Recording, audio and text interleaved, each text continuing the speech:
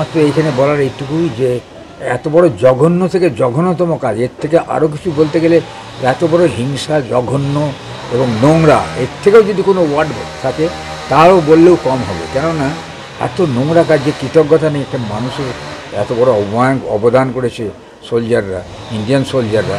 আর তাই সেই Indian flag, যেটা ইন্ডিয়ান মর্যাদা, আমরা সবাই স্যালুট করি এখনও পর্যন্ত।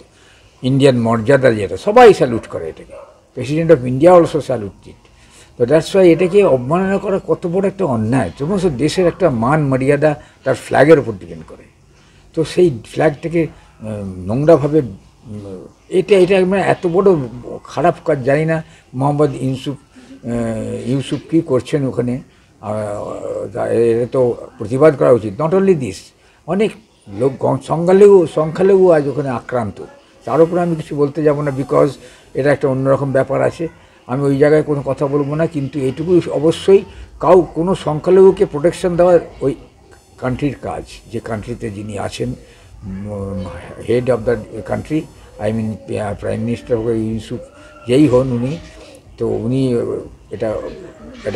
এটাকে যদি আপনি কোনো অ্যাকশান না নেন, তো এটাকে অ্যাকচুয়ালি উনি বাড়াবা দিচ্ছেন। অর্থাৎ এটা হোক, এই ধরনের একটা ভাবনা তার মধ্যে হয়তো আছে, জানি না। এটা খুবই খারাপ জিনিস।